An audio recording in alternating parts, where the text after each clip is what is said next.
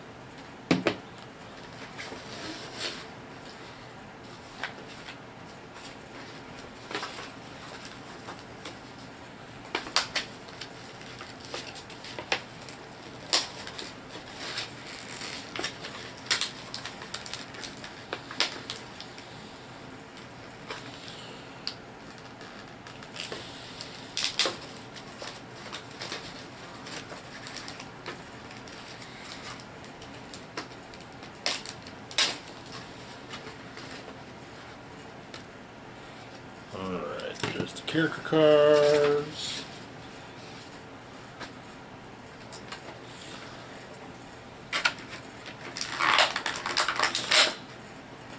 Wolverine.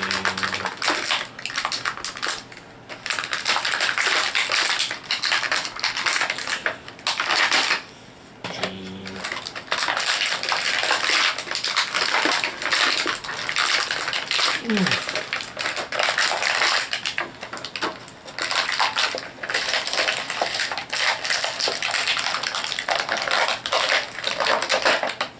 Beast.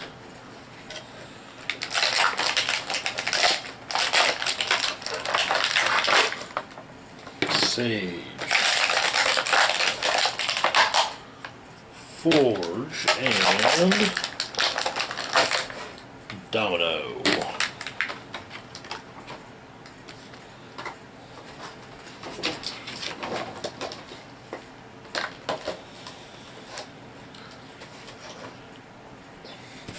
Okay.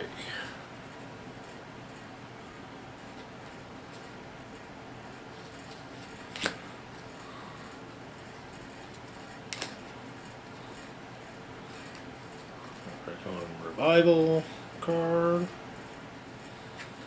Okay, alright, so let's start things off with figure number one.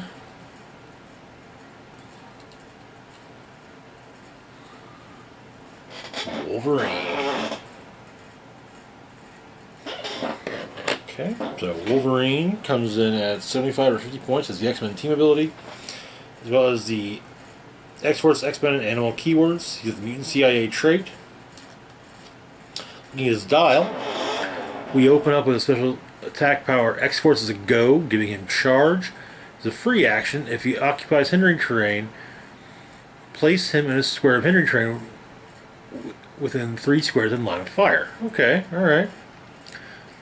A few clicks of regular charge, then back to X-Force as a go. We've got an almost full run of Blaze Claw's Fangs. It's one click without it. It's next to last click. Sadly, it's also the one where it's a 12 attack. He's got an Indomitable, so built-in willpower, toughness, some combat reflexes, a special on defense there. We got, I think this one's still alive, giving him Stop and Impervious. Then we got a click of Regeneration, and we get a couple late dial clicks of Battle Fury. Sadly, no exploit weakness, but I guess can't have everything you want, right? Next, we've got Beast. So something to keep in mind with Beast is that And X-Force Beast has definitely been showing his capacity for being one of the dumbest smart people in the world.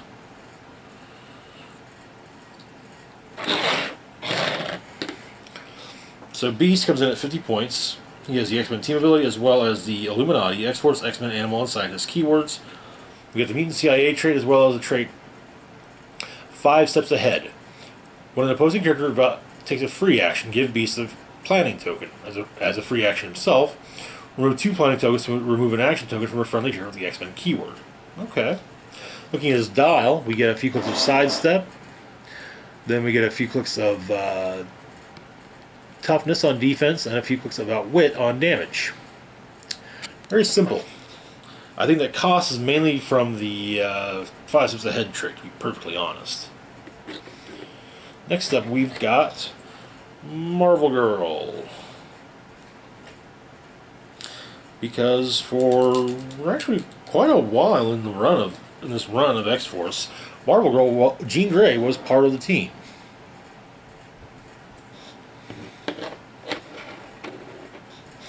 Marvel Girl comes in at either 75 or 50 points, has the X-Men team ability, as well as the Phoenix Force, Quiet Council, X-Force, and X-Men keywords. She has 2 traits, Mutant CIA and Krakoan Revival. Looking at her dial, we open up with a speed power Psychic Interrogation, giving her mind control and sidestep, which then gives way to some running shot. On attack, we got some late dial pulse wave to coincide with that running shot. Defensively speaking, we have a full run of energy shield deflection. And then on damage, we open up with a few clicks of enhancement. Okay, not too shabby, I don't guess. Next up, we've got Domino. This is actually kind of a more specific version of Domino from that opening story arc. The sculpt's the same as the figure we saw earlier. So Domino comes in at 50 points or 25 points and has the X-Men keyword as well as the X-Force, X-Men, and Soldier keyword. Or X-Men team ability as well as the X-Force, X-Men, and Soldier keywords. Mutant CIA trait. Looking at her dial, we get a few clicks of charge, or a couple clicks of charge, sidestep, charge, a couple clicks of sidestep. On attack, we have a special power, Neuroresponsive Warman. It's not a branch. Free. Choose one power or ability to use this turn. Blaze Saw's Fangs, Precision Strike, Giant Reach of 2. Okay. Defensively speaking, we open up with Super Senses followed by Combat Reflexes. And then on damage, we have a special power, It's like my luck is lesser somehow, like a rabbit foot with the fur worn off. Probability control, but only to re-roll 1 die of an attack roll. Okay. Now the thing is, when Xeno had her, they also took a DNA sample and cloned her, but kind of reversed things a bit. So yeah, but they were planning to mass produce these clones to discredit mutants. It didn't work. Mainly because her and Colossus destroyed the train carrying the clones.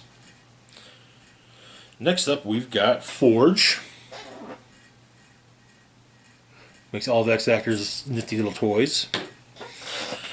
Comes in at 75 or 50 points as the X-Men team ability as well as the X-Force, X-Men armor, and Scientist keywords.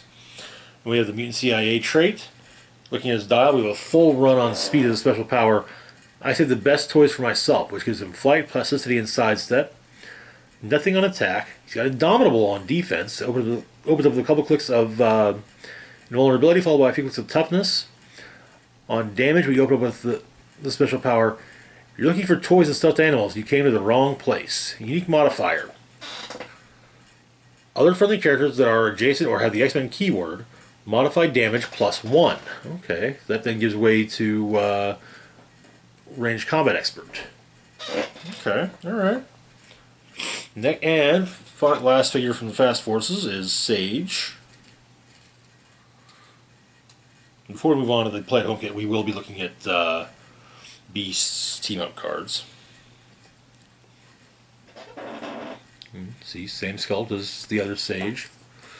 Sage comes in at 50 points. Has the X-Men team ability.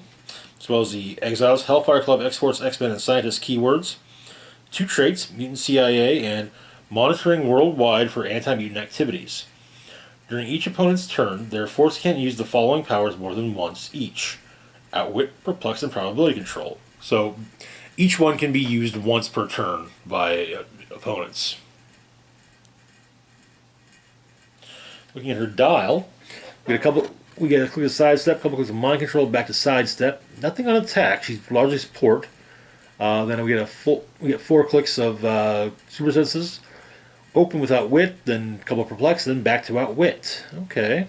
Yeah, she's very much not a combatant. She is clearly support. And that's perfectly fine. Alright, so Beast's team-up cards. We have an original 5 X-Men one. If 2 or more listed friendly characters are on the map, Beast and listed friendly characters can use the X-Men team ability. Well, he already can. Can use the X-Men team ability as a free action instead of a power action. My bad. If 4 or more are on the map, when they use it, heal 2 clicks instead. Okay, alright. Then we've got X-Men Theme Team. If 3 or more friendly characters with the X-Men keyword are on the map, Beast and adjacent characters have protected poison. Okay, alright. And finally we have the Play at Home kit. Okay, so what is the Play at Home kit? Basically, because of the global pandemic, WizKids said, "Hey, let's figure out some way to get the organized play kits to people that they would normally be playing for, with a release date or with a new set. They're not making any additional OP kits, mind you. Well, the usual monthly. Here's 2 redone figures and a new one, but we are getting at least with this set. I think also with the next.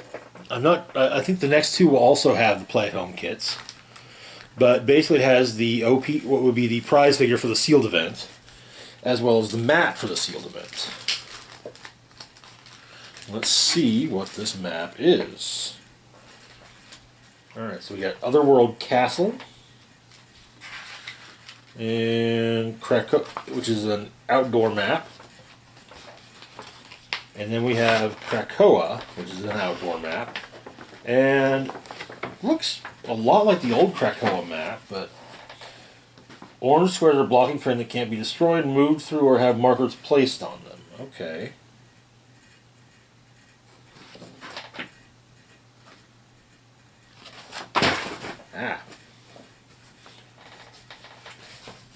Anything special with the Otherworld Castle? No. Okay. Interesting. But the real gem here is the figure. And in this case, we got ourselves another Rogue. So, early on in Excalibur, Rogue, basically no one trusted Apocalypse. And for the most part, a lot of them still don't. But it came to a head, and Rogue ended up absorbing his powers and seemingly killing him, which gave her briefly an appearance similar to Apocalypse. So that's the OP kit figure, Rogue.